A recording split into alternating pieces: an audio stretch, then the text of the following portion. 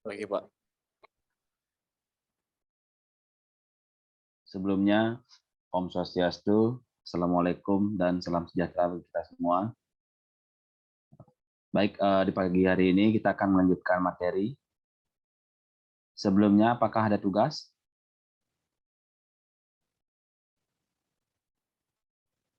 Belum, Pak. Belum ada, Pak. Baik, langsung saja kita melanjutkan materi yang kemarin.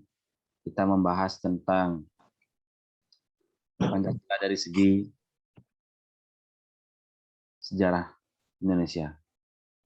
Sekarang kita beralih ke Pancasila sebagai dasar negara.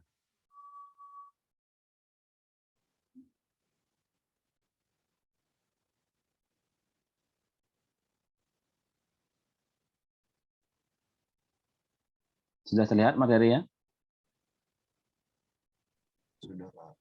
Sudah, Pak. Terkait dengan materi ini tentu semua sudah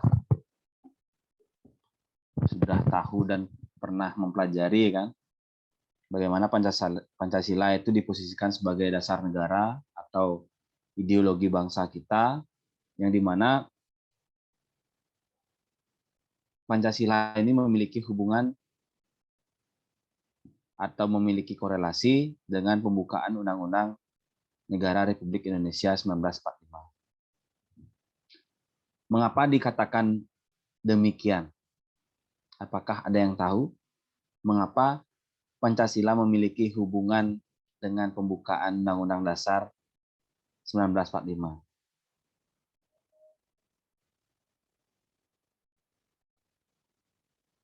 Ada yang tahu di sini?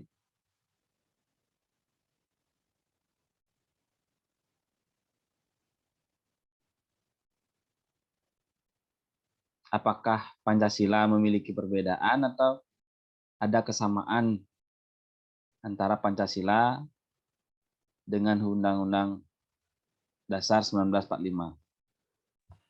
Izin menjawab, Pak. Silakan. Karena Pancasila yang disahkan yang terakhir itu adalah Pancasila yang benar-benar sudah jadi, yang ada dalam pembukaan undang-undang pada alinea keempat. Baik. Ada lagi yang memiliki pendapat lain? Izin menjawab, Bapak. Silakan. Saya coba, menurut saya itu karena Pancasila itu adalah kaidah dasar negara.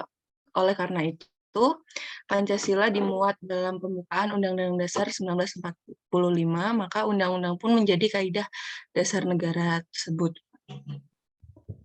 Terima kasih.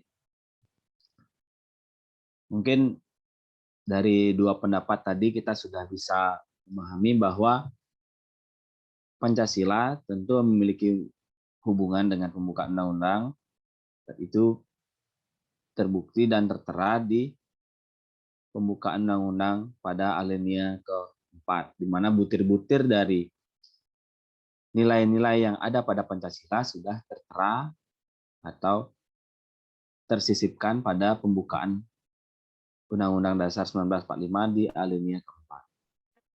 Mungkin tadi sudah dijelaskan oleh dua teman kita. Baik, saya lanjut saja.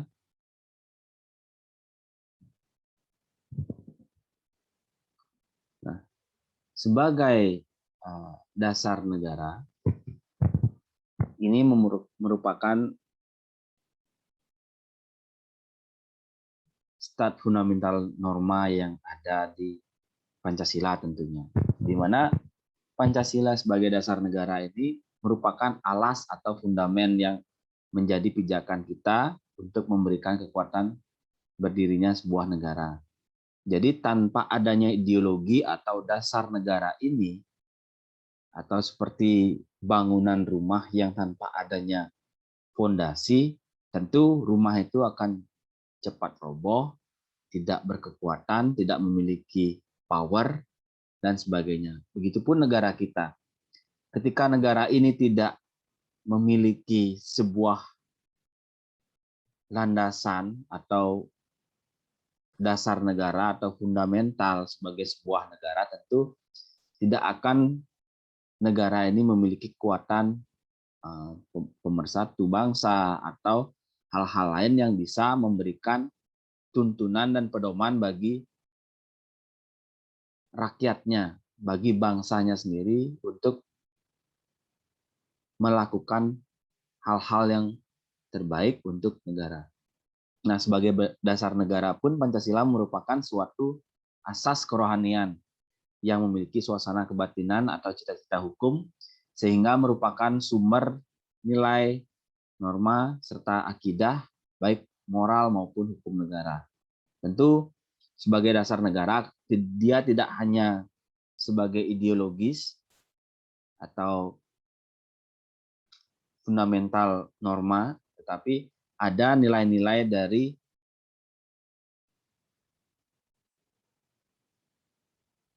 agama yang terselipkan pada norma-norma pada Pancasila tersebut. Seperti di sila pertama pun sudah, dan tanpa kita bahas lebih dalam pun sudah sangat jelas sekali, di mana ketuhanan yang Maha Esa, di mana masing-masing dari kepercayaan atau agama yang dianut oleh rakyat Indonesia ini sudah diberikan tuntunan dan pedoman dari agamanya masing-masing. Begitupun dengan Pancasila sebagai dasar negara sudah membuktikan bagaimana pedoman kehidupan yang harus dijalani dan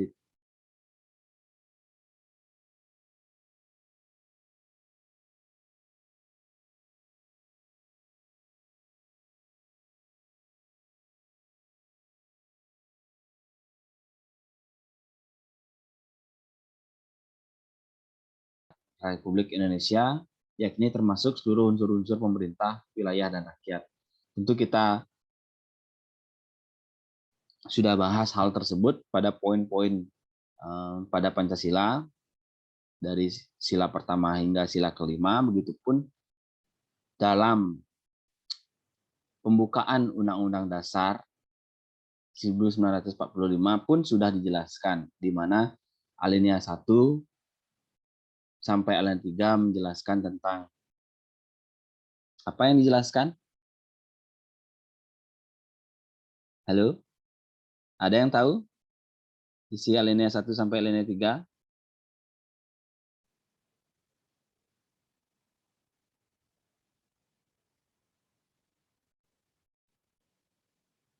Ada yang masih ingat?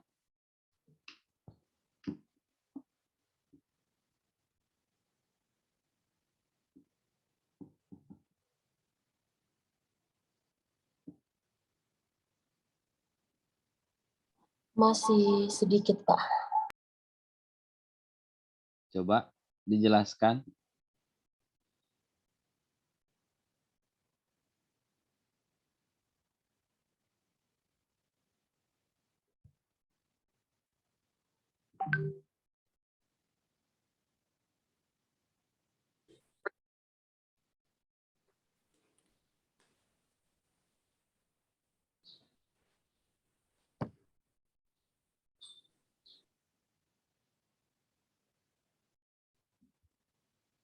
Siapa yang bisa menjelaskan? Izin Alina? menjawab, Bapak.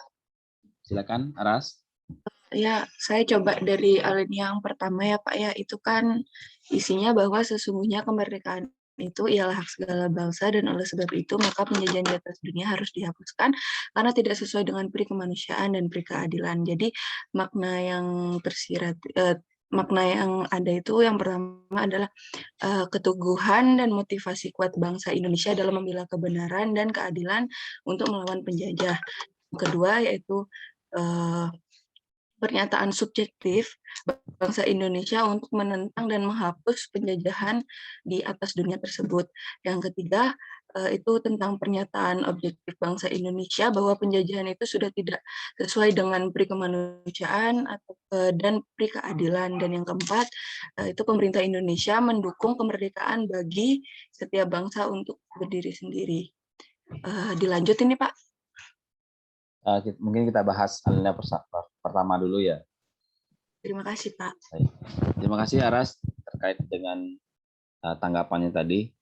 Baik, ketika tadi dijelaskan tentang alinea 1 itu, tentu kita bisa pahami bahwa negara kita memberikan pendapatnya juga tidak hanya kepada dirinya sendiri, tetapi juga memberikan pendapat bagi negara-negara yang berhak untuk merdeka seperti itu.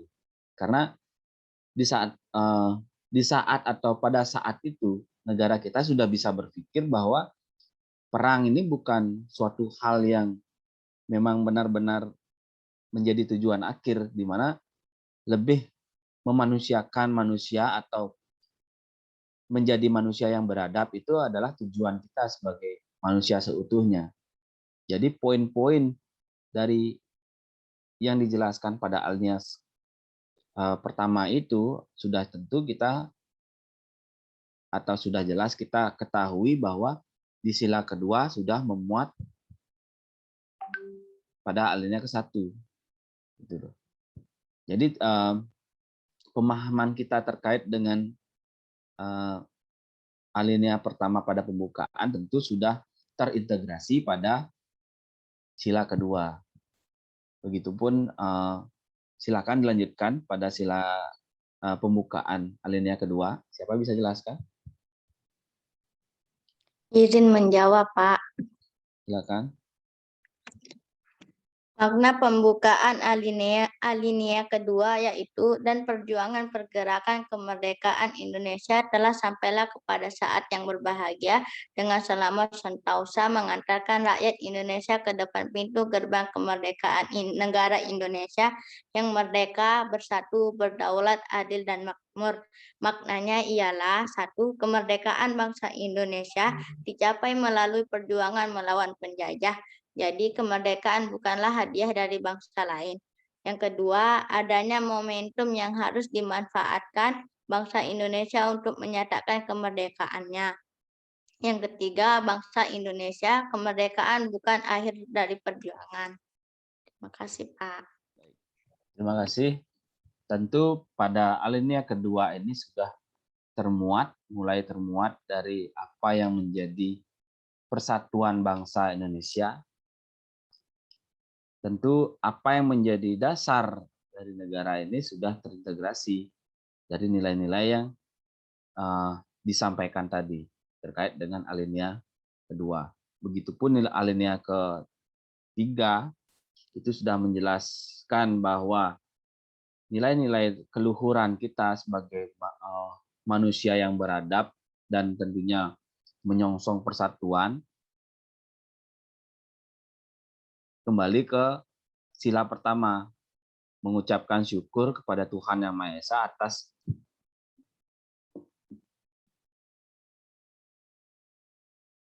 atas dorongan atau atas banyaknya doa dari setiap rakyat Indonesia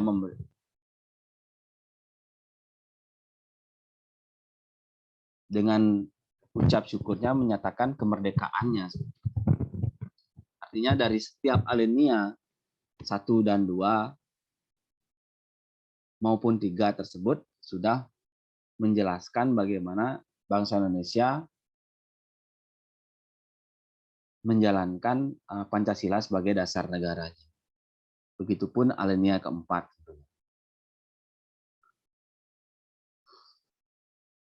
Baik, kita lanjutkan materinya, di mana pembukaan Undang-Undang Dasar 1945 terdiri atas 4 alinea.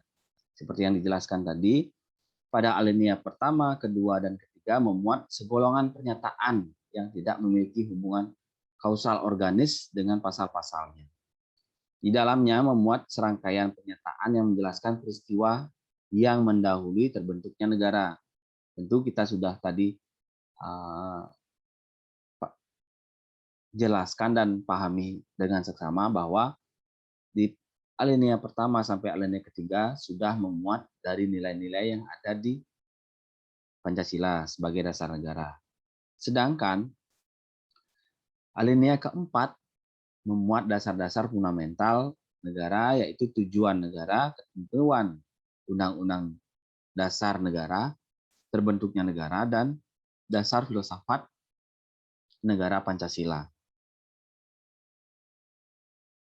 Di mana dalam alinea keempat ini memiliki hubungan kausal organis dengan pasal-pasal Undang-Undang Dasar 1945. Di sini adakah yang mengetahui makna dari kausal organis ini? Apa yang dimaksud dengan alinea keempat yang memiliki hubungan kausal organis dengan pasal-pasal Undang-Undang Dasar 1945? Apa yang dimaksud dengan garis besarnya kausal organis tersebut? Ada yang bisa menjelaskan?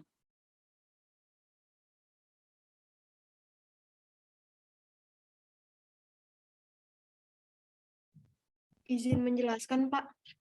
Silakan. Hubungan kausal itu menjelaskan mengenai sebab akibat yang ada dalam suatu konsep atau fenomena. Dalam hal ini terkait dengan hubungan sebab akibat yang ada pada pembukaan Undang-Undang 1945. Baik, terima kasih atas pendapatnya tadi. Apakah Baik, ada Pak. penjelasan lain? Izin menjawab, Pak. Silakan. Hubungan kausal mengandung pengertian pembukaan Undang-Undang Dasar Negara Republik Indonesia tahun 1945 itu merupakan penyebab keberadaan batang tubuh Undang-Undang Dasar Negara Republik Indonesia tahun 1945.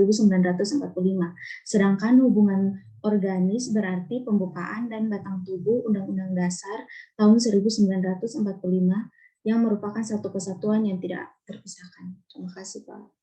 Jadi ketika tadi dijelaskan oleh teman kita, dua teman kita ini, bisa kita pahami bahwa kausal organis itu organis itu kan organ, berarti sesuatu yang tidak bisa dipisahkan. Sedangkan kausal ada sebab akibat dari adanya alinea maupun undang-undang tersebut. Jadi sesuatu batang tubuh, sesuatu hal yang tidak bisa terpisah dari sebab akibat yang terjadi. Jadi sebab kausal organis bisa kita pahami bahwa sesuatu hal yang ada sebab akibatnya dan tidak bisa terpisahkan dari alinea keempat maupun pasal-pasal pada Undang-Undang Dasar 1945. Baik, mungkin. Nah, hubungan Pancasila dengan Undang-Undang Dasar NRI 1945. Hubungan Pancasila dengan pembukaan Undang-Undang Dasar secara material adalah merujuk atau menunjuk pada materi pokok dan isi pembukaan yaitu Pancasila. Di mana menurut Stephen Bow teori dari Hans Kelsen, seperti inilah bagaimana Pancasila batang tubuh Undang-Undang Dasar 1945 dan rakyat yang paling bawah. Jadi piramida ini sudah menjelaskan bagaimana pembukaan Undang-Undang Dasar itu menjadi yang tertinggi dan di bawah dari pembukaan Undang-Undang Dasar itu ada batang tubuh atau pasal-pasal yang dikatakan tadi, dan yang paling bawah adalah rakyat. Inilah yang tadi disampaikan bahwa kausal organis terkait dengan pembukaan Undang-Undang Dasar 1945 maupun pasal-pasal yang ada pada Undang-Undang Dasar 1945 adalah satu kesatuan yang tak bisa terpisahkan. Ini adalah hubungan Pancasila dengan Undang-Undang Dasar NRI 1945. Dan kita selanjutkan kedudukan Undang-Undang Dasar 1945 sebagai tertib hukum tertinggi. Nah, dalam hal ini ada dua aspek yang sangat fundamental. Yang pertama, memberikan faktor-faktor mutlak bagi terwujudnya tertib hukum di Indonesia, di mana kita ketahui setiap hukuman ada faktor-faktor yang menyebabkan hukuman itu ada dan terjadi dan diterima oleh yang melanggarnya dan memasukkan diri dalam tertib hukum Indonesia sebagai tertib hukum tertinggi, di mana kedudukan dan fungsi Pancasila sebagai dasar negara Republik Indonesia pada hakikatnya merupakan suatu dasar dan asas kerohanian dalam setiap aspek penyelenggara negara maupun termasuk dalam penyusunan tertib hukum di Indonesia. Maka kedudukan Pancasila sebagaimana yang kita tahu tercantum dalam pembukaan Undang-Undang Dasar 1945 adalah sebagai sumber dari segala sumber hukum yang ada di Indonesia. Karena barometer kita atau tolak ukur dari pasal-pasal yang ada tentu sudah mengacu pada Undang-Undang Dasar atau pembukaan Undang-Undang Dasar 1945. Itulah acuan dari pasal-pasal yang ada di mana sudah memiliki dasar atau landasan dari setiap hukum yang ada.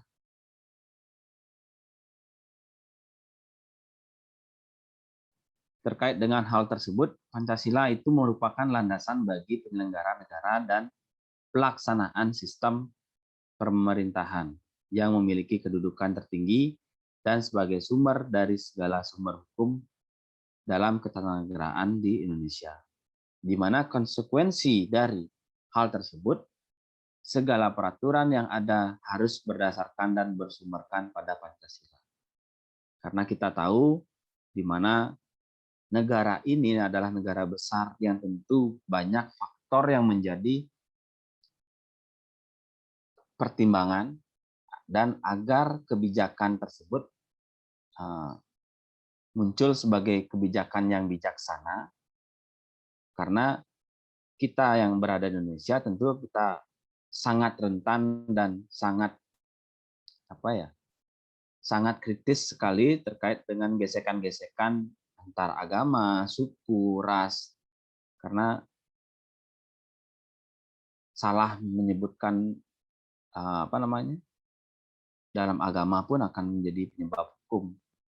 Salah memberikan hukuman pada rakyat kecil pun akan banyak kritikan yang ada. Salah memberikan hukuman kepada, ya kita tahu bagaimana hukuman ini berjalan. Ada yang menyatakan hukuman yang tumpul ke atas, tajam ke bawah, ada yang berbagai macam pernyataan sudah muncul dari rakyat kecil terkait dengan hukum-hukuman yang ada di Indonesia. Mungkin di sini ada yang tahu atau yang paling mencolok kasus apa yang sangat tidak relevan terkait dengan hukuman yang ada di Indonesia. Mungkin menjawab, Bapak. Silakan, Aras. Tidak salah ada kasus nenek-nenek yang kayu bakar itu langsung dia dikenai hukuman penjara. Yang lainnya ada selain nenek-nenek dengan kasus kayu bakar tersebut?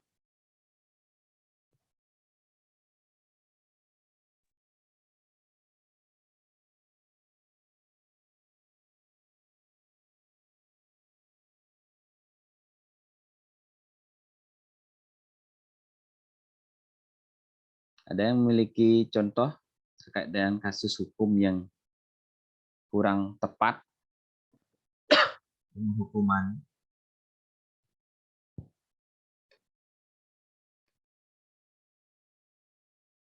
Nah, izin menjawab, Pak. Setahu saya dulu ada kasus yang kasusnya nenek-nenek juga, cuman dia dituduh mencuri mengambil buah coklat yang sudah jatuh di ladangnya, Pak. Baik, saya rampung dulu. Ada lagi? Saya izin menjawab, Pak. Silakan. Setahu saya waktu ini itu ada kasus di mana anaknya Ahmad Dhani itu Dul ya.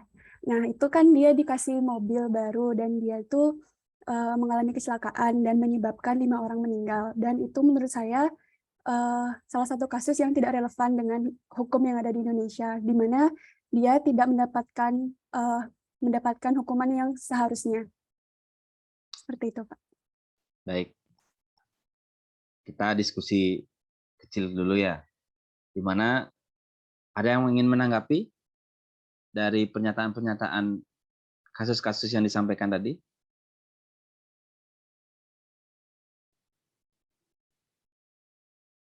Jadi terkait dengan nenek-nenek yang dituduh mencuri, dituduh dengan hukuman yang tidak setimpal tersebut, tentu kembali ke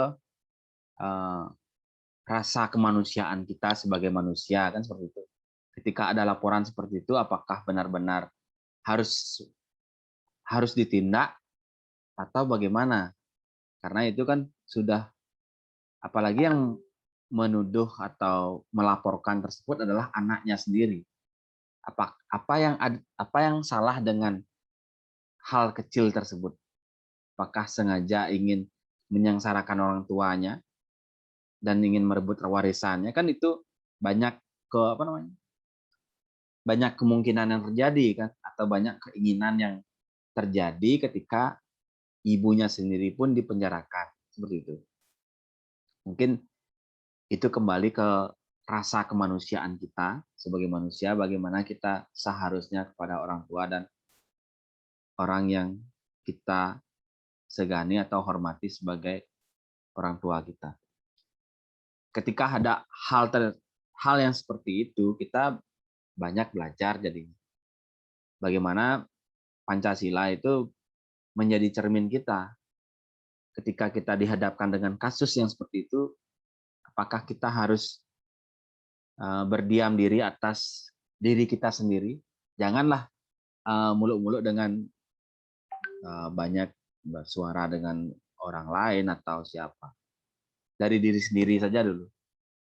Apakah kita akan seperti itu atau kita akan lebih respect pada orang tua kita? Seperti itu. Nah, terkait dengan kasus Ahmad Dhani tersebut, anaknya. Itu kan dia waktu menabrak itu masih di bawah umur. Jadi hukuman atau tindak kejahatan yang diberikan oleh ya itu kan kita ngomongnya secara lurus dulu ya. Kita ngomongnya secara lurus dulu. Gimana umurnya masih kecil dan masih ada negosiasi, dan ketika mungkin tidak lama Bapak mendengarkan podcast dari Ahmad Dhani, itu kan ada beberapa suami yang ditabrak dan istri. Jadi Ahmad Dhani itu membiayai keluarga-keluarga korban setiap bulannya atau setiap apa gitu ya. Jadi itu tanggungan yang diberikan oleh Ahmad Dhani. Jadi dia menghidupi janda-janda dan duda terkait dengan korban tersebut. Atas dasar itu adanya pembebasan hukum yang diberikan oleh polisi terhadap Dul. Begitu ceritanya. Tentu ada kompensasi kan terkait dengan ada hukuman yang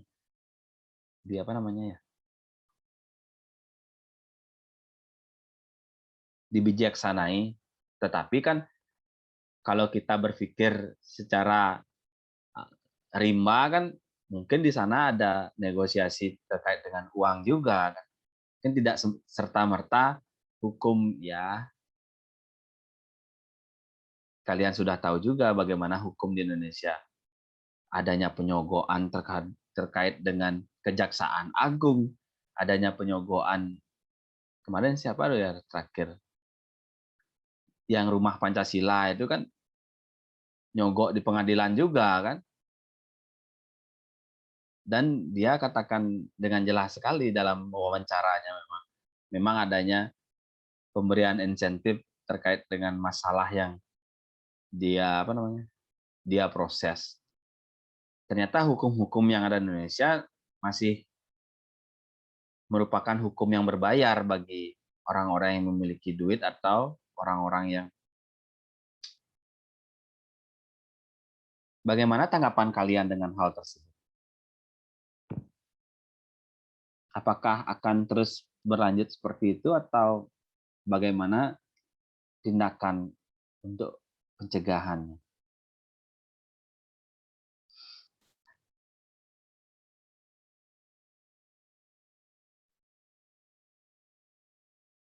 Apakah itu terjadi di bangku perkuliahan juga?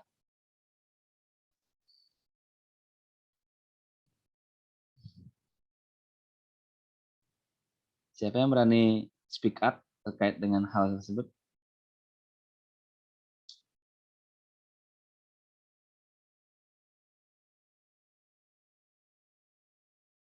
Izin menjawab, Pak. Silakan. Jadi hukum di Indonesia itu akan terus berbayar sampai pola pikir masyarakat itu berubah dan juga sampai lembaga-lembaga pemberantasan korupsi seperti KPK itu kerjanya makin benar, Pak. Jadi begitu tanggapan dari Dafa, Pak. Baik. Terima kasih. Mungkin sejak adanya sejak zaman digital ini semakin berkembang, itu sebenarnya sudah ada perkembangan bagaimana SDM kita mengolah keuangan. Di mana cashless itu kan sangat-sangat membantu kita untuk tidak adanya kecurangan di lapangan. Nah, dan jika itu terjadi dalam lingkup pemerintahan, itu akan benar-benar terjadi tidak ada hukum yang berbayar. Misalkan ada regulasi terkait dengan jika kasus ini akan ditindak oleh polisi, harus ada administrasi sebesar 500.000 misalkan. Itu harus cashless dia. Jika cashless, pasti akan ada catatan atau data yang masuk dan data yang keluar kan tentunya. Mungkin cashless itu tidak hanya di ruang lingkup publik saja. Jika memang cashless itu ada di kedokteran, di rumah sakit, di kepolisian, di mana namanya lagi? Ya, segala bidang lah. Cashless itu ada, maka dunia perekonomian atau dunia hukum di Indonesia benar-benar tidak terjadi korupsi, mungkin ya, jika itu terjadi. Dan jika tidak terjadi ya maka tetap menjadi hukum yang berbayar.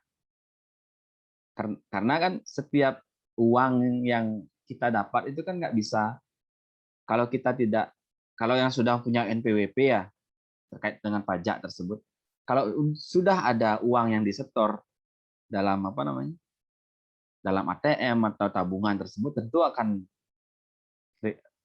dia berhubungan dengan pajaknya juga kan. Nah, ketika uang cash tersebut tidak disetor sampai satu kamar mungkin berapa M atau berapa triliun ya, dia tidak akan terkena pajak seperti itu.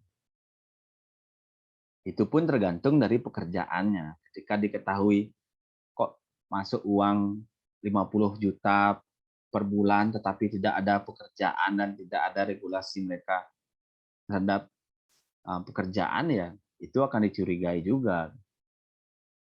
Kan bisa money laundry. Banyak sebenarnya cara-cara atau yang belum maksimal dari bagaimana hukum terkait dengan pidana yang berbayar tersebut bisa terjadi. Kadang-kadang kan kalian bisa menonton film mafia-mafia tersebut kan. Dibawa uang satu tas, satu koper. Kita kira itu mereka bekerja atau apa, ternyata uang untuk menyogok seperti itu. Jadi hal-hal tersebut masih umum atau masih berjalan bagi orang yang berduit atau para oknum-oknum yang ada dalam pemerintahan. Jadi maksimalkan dengan diri sendiri saja dulu, bagaimana kita bisa bersikap jujur dan bagaimana kita bisa fair terhadap diri kita dengan apa yang kita jalankan dalam keseharian maupun bagaimana kita menyiapkan diri kita ke arah yang lebih baik dalam lingkungan kerja nantinya.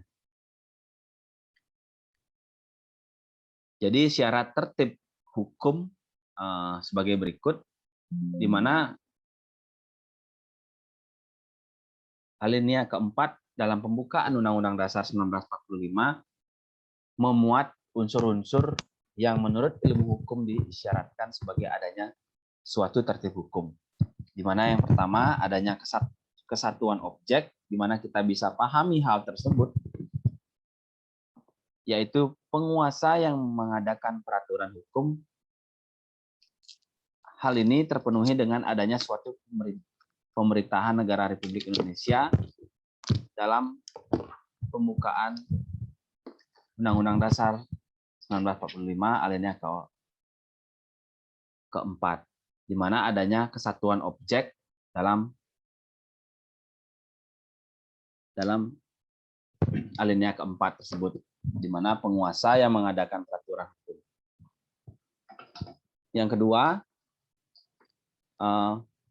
adanya kesatuan asas kerohanian, di mana yang merupakan suatu dasar dari keseluruhan peraturan-peraturan hukum yang merupakan sumber dari segala sumber hukum, di mana hal ini terpenuhi oleh adanya dasar filsafat negara Pancasila sebagaimana yang tercantum pada alinea keempat pada pembukaan Undang-Undang Dasar 1945.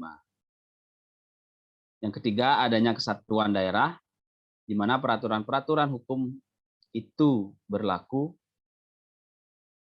dan terpenuhi oleh kalimat seluruh tumpah daerah Indonesia, sebagaimana yang tercantum pada alinea keempat, dan adanya kesatuan waktu, di mana seluruh peraturan-peraturan hukum yang berlaku, di mana kita pahami hal ini terpenuhi dengan kalimat pada alinea keempat, yaitu maka disusunlah kemerdekaan bangsa Indonesia itu dalam suatu undang-undang dasar negara Indonesia, di mana hal ini menunjukkan saat mulai berdirinya negara Republik Indonesia yang disertai dengan suatu tertib hukum sampai seterusnya selamanya kelangsungan hidup negara Republik Indonesia. Jadi adanya kesatuan objek, asas kerohanian, kesatuan daerah, dan kesatuan waktu. Di mana bisa kita pahami bahwa unsur-unsur yang sudah atau yang ada pada layar yang bisa kita baca tersebut sudah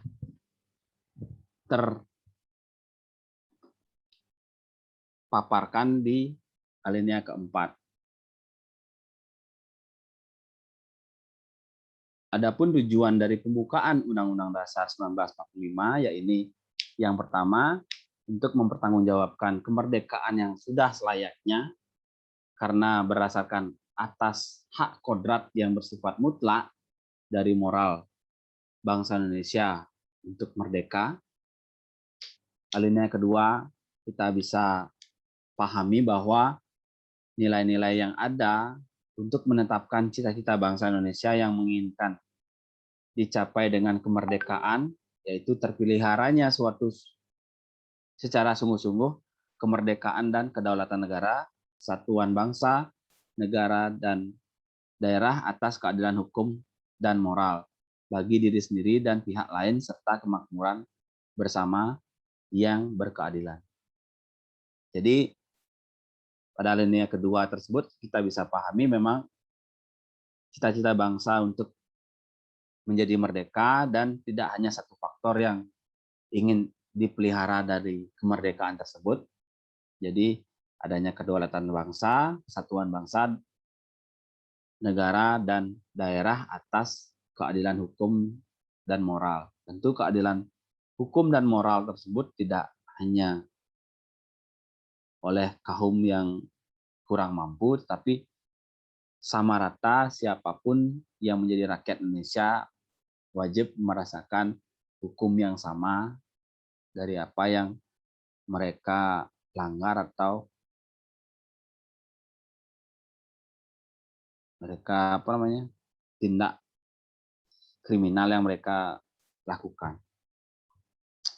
Pada alinea ketiga, untuk menegaskan bahwa proklamasi kemerdekaan menjadi permulaan dan dasar hidup kebangsaan dan kenegaraan bagi seluruh orang Indonesia yang luhur dan suci dalam lindungan Tuhan Yang Maha Esa. Dan ke alinea keempat, untuk melaksanakan segala sesuatu dalam perwujudan dasar-dasar tertentu yang tercantum dalam alinea keempat pembukaan Undang-Undang 1945 sebagai ketentuan pedoman dan pegangan hidup tetap dalam dan praktis, yaitu dalam realisasi atau aktualisasi hidup bersama dalam suatu negara Indonesia berdasarkan Pancasila. Tentu apa yang dijelaskan tadi sudah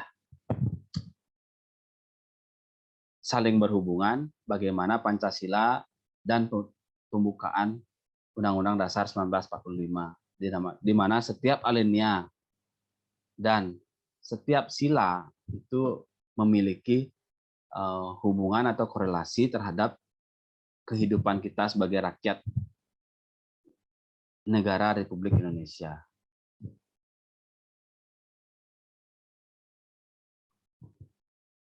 Itu yang menjadi materi kita dalam pertemuan ini. Sebelumnya, apakah ada yang perlu kita diskusikan?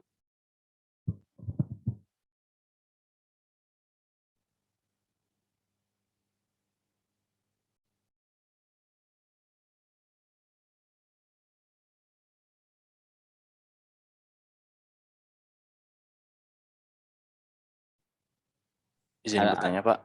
Silakan. Ya, jadi tadi di alinea pertama pembukaan UUD 1945 kan ada dibahas tentang penghapusan penjajahan, Pak. Terus lalu kenapa kita dulu Indonesia menjajah Timor Leste dan juga melakukan konfrontasi dengan Malaysia, begitu, Pak?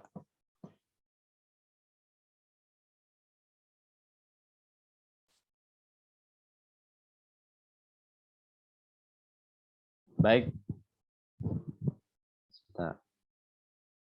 Adanya penjajahan di Timor Leste. Terkait dengan penjajahan tersebut, apakah ada yang tahu?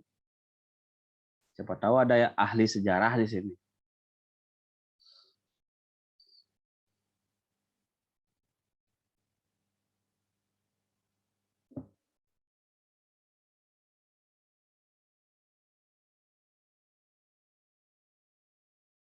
Terkait dengan Timor Leste itu sebenarnya ada konflik internal terkait kepentingan politik ya. Karena kita tahu di sana yang ingin menjajah dan yang merasa terjajah itu karena ada dalang di balik peristiwa yang terjadi di Timor Timur. Pada saat itu kan adanya keinginan bersatu Timor Timur ke Indonesia itu karena adanya banyak persamaan terkait dengan bahasa dan kulturnya juga. Tetapi terkait dengan perpisahan yang terjadi atau penyerangan di Timor Timur tersebut dengan apa yang Bapak baca ya mungkin ya, itu sebenarnya tidak ada Indonesia sangat ditahan terkait dengan penembakan-penembakan yang terjadi. Tetapi ada suatu, karena di Timor Timur itu kita harus disclaimer, tidak hanya satu partai politik yang ada di sana. Karena ada 5 partai politik. Nah, entah yang 2 itu pro dengan Indonesia dan yang 3 tidak. Karena kan bagaimana kepentingan politik itu ada dan ditunggangi oleh negara Australia. Australia yang sekarang dekat dengan Timor Leste kan. Nah, dukungan yang dia dapat dari luar itu sebenarnya kan tidak murni dukungan. Australia memberikan dukungan kepada Timor Timur, apakah ikhlas dengan saya memberikan bantuan? Tidak. Karena di Timor Timur itu ada sumber daya alam yang mereka bisa keruk gitu loh. Sama seperti Belanda atau siapa yang pernah menjajah Indonesia, mereka tidak datang dengan gampangnya tanpa adanya riset. Tentu Belanda, Portugis, Spanyol yang datang ke Indonesia tentu sudah tahu apa kekayaan apa yang bisa dibawa pulang mereka. Seperti itulah juga yang terjadi di Timor Timur. Memang ada konflik internal. Yang pertamanya adanya konflik internal yang saling ingin menguasai Timor Timur sehingga itu merembetnya ke Indonesia seperti itu. Jadi terkait dengan adanya tindakan atau gencatan senjata di Timor Timur itu tidak gini ya, ketika kita melihat suatu sejarah, jangan kita melihat dari satu perspektif. Jangan kita melihat dari Timor Timurnya saja, sudah negara kecil kok ada gencatan senjata di sana. Seperti itu. Lihat dari Indonesianya. Indonesia ini kan awalnya ingin menolong, ingin mengajak sebagai keluarga, tapi mereka yang ingin, mereka yang keluar, gitu loh. Ternyata konflik ini tidaklah konflik satu arah gitu loh. Jadi banyak faktor yang menyebabkan mereka itu keluar dari Indonesia. Ya buat apa ingin mengambil sarinya saja dari Indonesia tapi tidak ada sumbangsihnya, kan seperti itu. Itu kan loyalitasnya dipertanyakan juga kan, dan juga negara kita hanya membuang-buang duit saja. Istilahnya seperti itu loh. Negara Indonesia hanya membuang-buang duit saja. Setelah mereka tahu celahnya, mereka keluar dari Indonesia. Terkait dengan konfrontasi yang terjadi di Indonesia atau yang kita kenal dengan Ganyang Malaysia pada zaman Soekarno tersebut, ya memang ada konflik politik juga.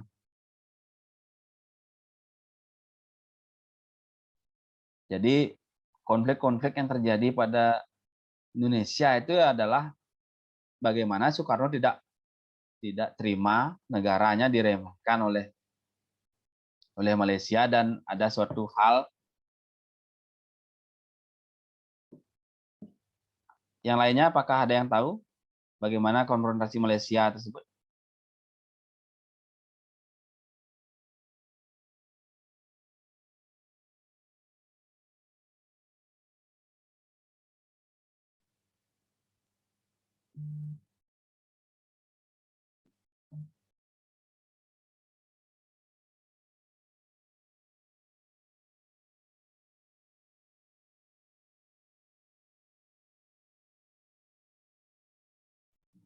Jadi ketidaksetujuan atau politik yang dilanggar terkait dengan konfrontasi tersebut karena Malaysia adalah keinginan, gimana ya?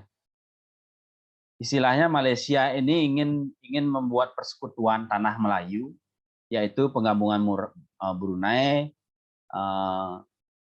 Sarawak, dan Sabah ke dalam Federasi Malaysia, di mana tindakan tersebut sudah melanggar dari persetujuan Manila yang ditandatangani oleh Indonesia pada saat itu. Jadi terkait dengan konfrontasi tersebut didasari atas pelanggaran perjanjian yang dilakukan oleh Malaysia seperti itu. Oleh sebab itulah konfrontasi Malaysia itu terjadi, atau kita kenal dengan Ganyang Malaysia oleh Soekarno. Seperti itu loh. Sudah jelas dengan jawaban saya?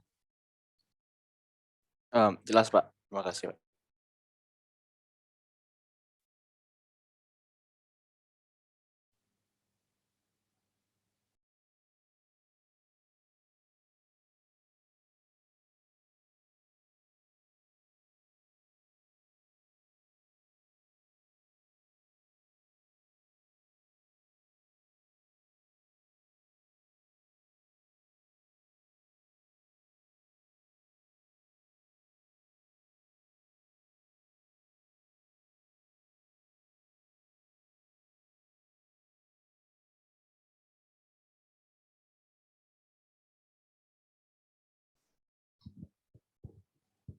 Bagaimana? Apakah ada diskusi lagi?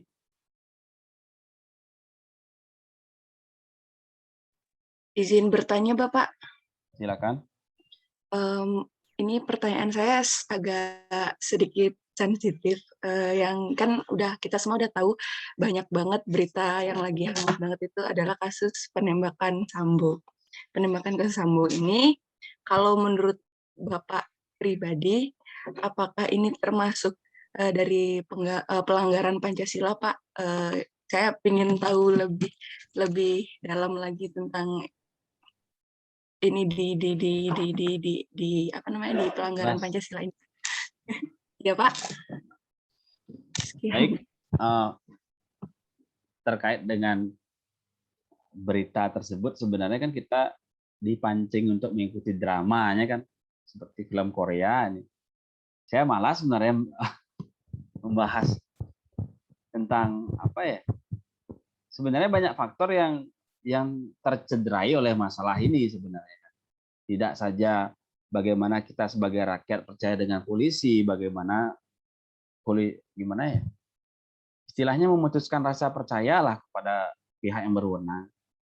Dan tentu bagaimana kacamata orang luar negeri dengan sistem keamanan kita yang bermasalah. Gitu loh. Jadi tidak kalau orang kecil ya masyarakat lah. Itu kan tentu sudah banyak yang dicederai kan. Apalagi dari kasus tersebut banyak orang yang ditangkap karena melakukan judi online. Ya, hal-hal remeh-temeh lah untuk menguatkan rasa kepercayaan polisi itu malah merugikan orang lain lagi gitu loh. Nah, kasus cuma satu orang yang melakukan jadi berapa ya? 87 termasuk supirnya sendiri kan. Nah, sedangkan supirnya yang pada saat itu di apa namanya? Rekonstruksi malah ketawa-ketawa dengan rekonstruksi tersebut, tidak ada sedih-sedihnya. Jadi kan sesuatu drama pembunuhan yang terlalu didramatisir gitu loh. Jadi untuk kasus ini ya sudah jelas mencederai nilai-nilai dari Pancasila itu sendiri, di samping di mana lumpuhnya kepercayaan masyarakat terhadap pihak kepolisian juga. Dari luar negeri juga sudah menilai kita. Nah, terkait tindakan polisi juga sudah membunuh orang-orang yang ada di Stadion Malang itu kan. Itu juga menjadi rentetan pihak kepolisian, sudah namanya tercoreng, hingga kini pun FIFA meregulasi jangan-jangan Indonesia dicoret dari atau dibekukan dari FIFA sementara kan, itu lebih bahaya lagi. Padahal itu sudah ada regulasi peraturan jika gas air mata tidak boleh ada di stadion gitu loh. Itu kan kalian sudah tahu hal tersebut dan bagaimana yang terjadi dengan atau reaksi yang terjadi akibat gas air mata tersebut. Dari berita yang ada kan beberapa supporter ada yang menyelamatkan diri ke tempat pergantian baju pemain. Nah, pemain Arema Malang melihat sendiri orang yang gimana ya? Orang yang meninggal karena gas air mata, ada yang matanya biru kan. Kan banyak faktor yang terjadi. Jadi dengan hal tersebut pun kita sudah bisa membayangkan kan, atau rasa percaya diri kita terhadap polisi itu sudah melemah seperti itu loh. Tidak hanya sekedar, ya apalagi kita ketahui sekarang itu polisi kencangnya di administrasi yang berbayar. Kalau nggak berbayar ya kasusnya nggak dilanjutkan kan. Kalau ingin dilanjutkan harus, dan saya memiliki cerita pengalaman pribadi dari seorang pengusaha di Solo tersebut. Mereka dijebak masalah limbah pembuatan batik. Nah, ketika ingin diadakannya rapat dengan polisi harus menyediakan uang 10 juta untuk rapat tersebut. Nah, fee untuk polisi atau fee yang lain-lain tuh ya, tapi kasusnya ya mandak di situ aja. Bu, ini rapat kedua disiapkan uang 10 juta ya untuk rapat. Lagi-lagi dengan tidak sopannya kita sudah menjelaskan hal tersebut kan suatu hal yang bersifat pemerasan. Dia gunakan kedoknya mereka. Ada suatu lagi yang mereka yang dia ceritakan bahwa setiap adanya perjalanan dinas, misalkan di Jakarta, mereka memerintahkan 1 atau 2 polisi untuk datang ke tempatnya. Bu, ini Kapoldanya mau, Pak Kapolrestanya mau ke Jakarta untuk melakukan perjalanan, apakah tidak ada setelan atau kostum atau uang sakunya. Artinya hal-hal yang seperti itu sudah terjadi gitu loh. Di zaman yang seperti ini, bagaimana kita mau percaya dengan polisi kan? Kecuali ya memang ya keluarga yang jadi polisi di tempat basah pun akan meminta kita uang jajan juga. Tidak ada pekerjaan yang tulus semasih pekerjaan itu dibayar di awal.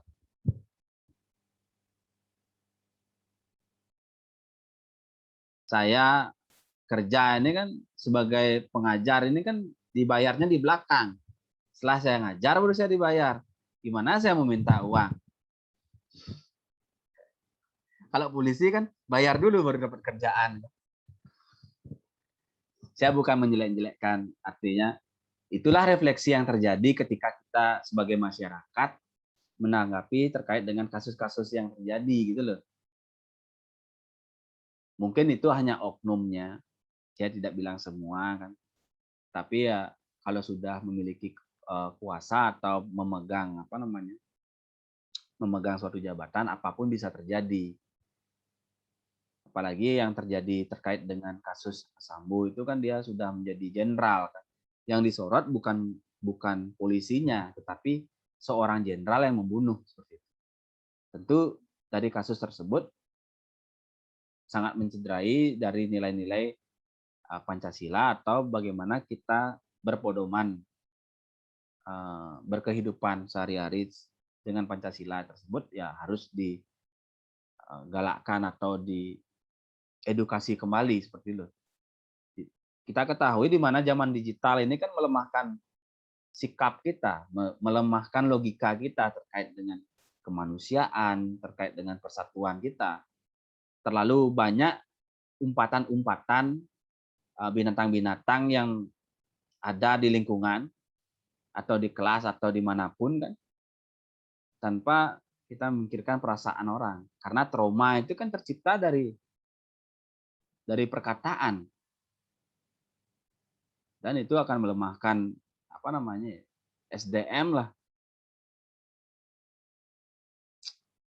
Mungkin dari kasus tersebut kita bisa belajar atau merefleksikan diri bahwa yang semestinya kita lakukan ya kembali ke pedoman kehidupan dengan nilai-nilai Pancasila tersebut.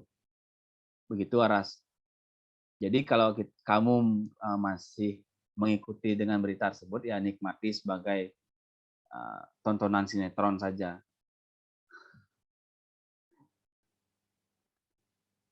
Baik Bapak. Karena gimana ya, Indonesia ini terlalu banyak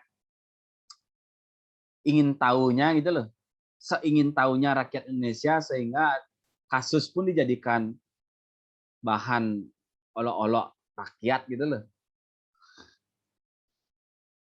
Gitu logika saya ya. Makanya dari awal terjadi pun saya nggak tertarik dengan kasus tersebut karena memang tidak ada pengaruh dan yang mempengaruhi tentang kehidupan saya gitu loh. Kalau saya membacanya seperti itu, tapi teman-teman yang saya tanya ya ini bukan sekedar kasus pembunuhan, Pak, tapi ada yang dicederai dari kepolisian, di mana Sambo ini kan sebagai jenderal, itu yang menjadi permasalahan. Dan adanya organ-organ yang dihilangkan dari si korban. Katanya kan ada beberapa organ yang dihilangkan, sehingga tidak dibuka mayatnya di depan keluarga.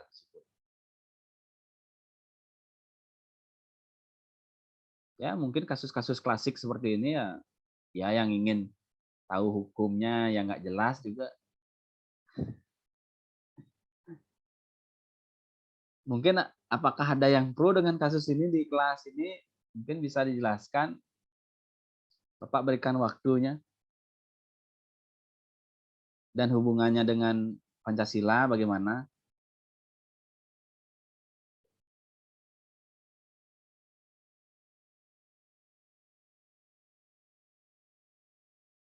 Ada yang berkomentar terkait dengan kasus tersebut?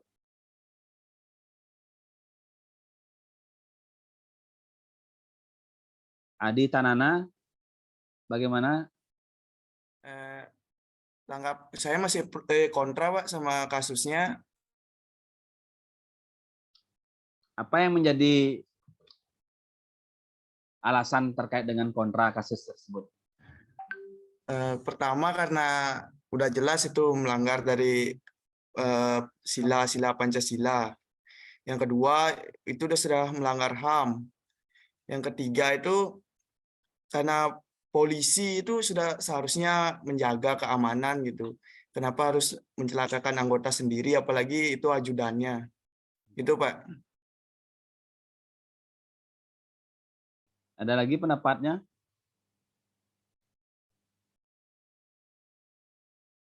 Terima kasih Adi. Siapa lagi yang berpendapat? Saya Pak Ingrid. Silakan Ingrid. Untuk kasus Sambo sendiri, saya lumayan mengikutinya dari berita maupun dari media TikTok karena kasus ini cukup menarik perhatian saya, Pak. Apalagi ini dibahas juga di berbagai kalangan, mulai dari orang tua maupun dari anak-anak muda itu sendiri.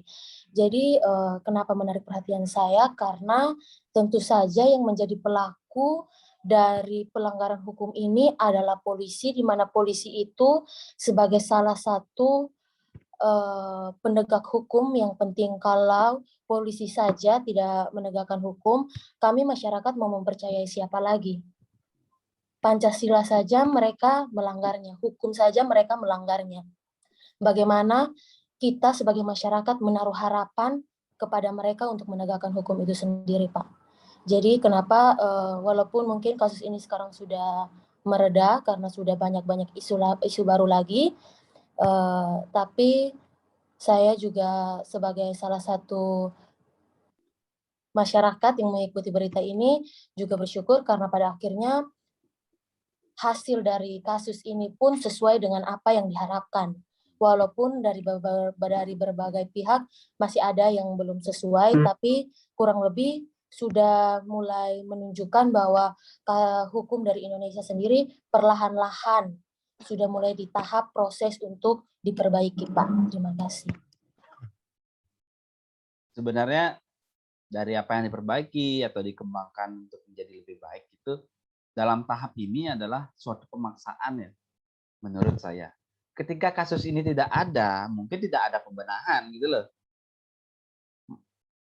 Masa mau sakit dulu baru diobati kan? Istilahnya seperti itu loh.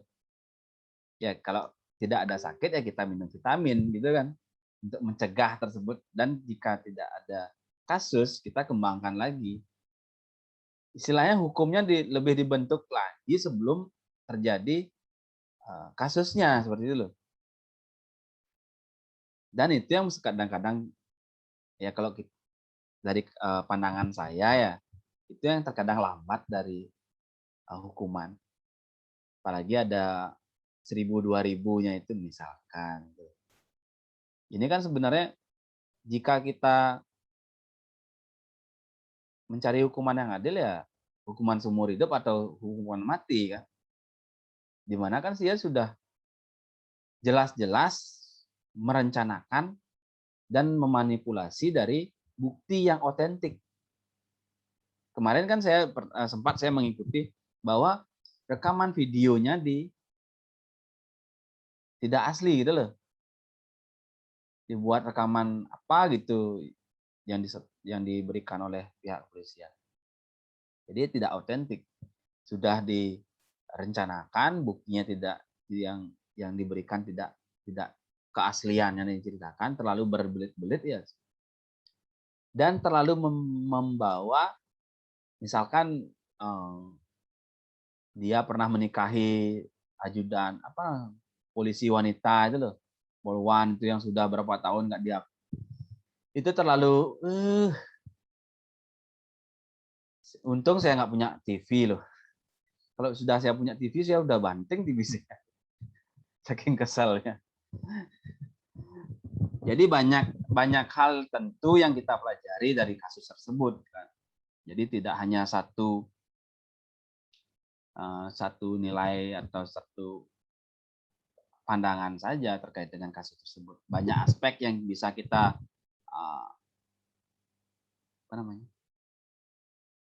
lebih evaluasi dari diri kita agar kita bisa lebih baik lah. Bagaimana kita lebih bisa bersikap atau bagaimana kita bisa lebih bijak dalam bertindak nantinya. Karena kasus-kasus seperti ini kan kita tidak bisa bilang instansinya. Tapi bagaimana kita, misalkan nanti kan semua ini akan menjadi seorang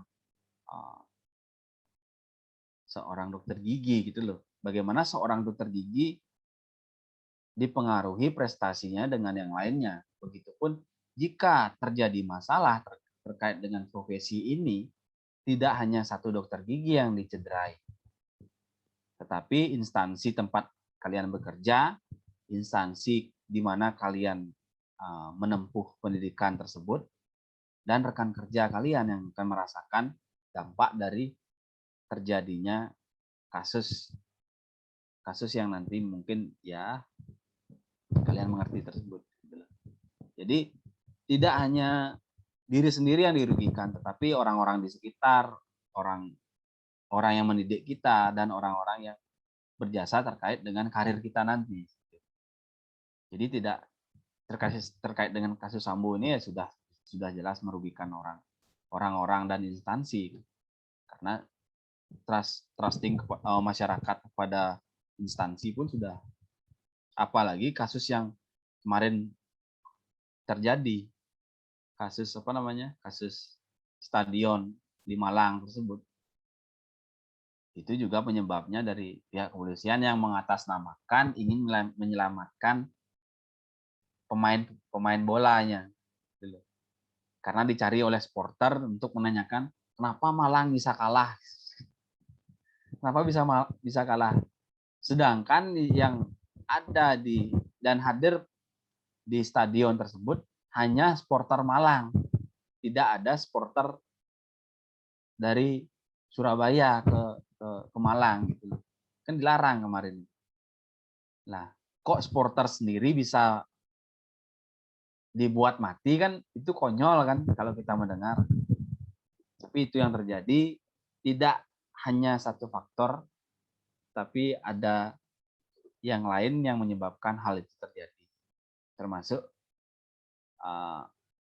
tim pengamanan dari pihak kepolisian terkait dengan pertandingan tersebut. Bagaimana Aras? Atau teman-teman yang lain? Sudah, Pak. Panjang ceritanya jadinya ya. Iya. Ternyata banyak kasus terkait dengan kepolisian. Mungkin yang baik-baik jarang orang yang mengetahui dan mendapatkan penanganan yang baik gitu loh. Tapi terlalu banyak yang yang kita dengar yang buruk-buruknya saja gitu.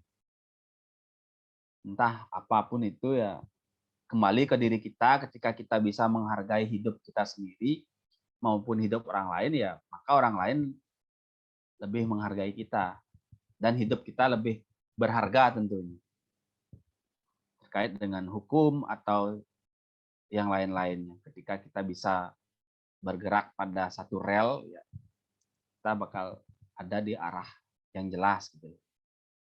Mungkin itu saja yang Bapak bisa sampaikan terkait dengan materi untuk hari ini, di mana bisa menjelaskan Pancasila dengan korelasinya dengan pembukaan Undang-Undang Dasar, di mana sudah terintegrasi terkait dengan nilai maupun yang ada pada pembukaan Undang-Undang Dasar, baik alinea yang pertama sampai ke alinea yang keempat. Sekian dari Bapak untuk pertemuan hari ini. Silakan hidupkan kameranya. 1, 2.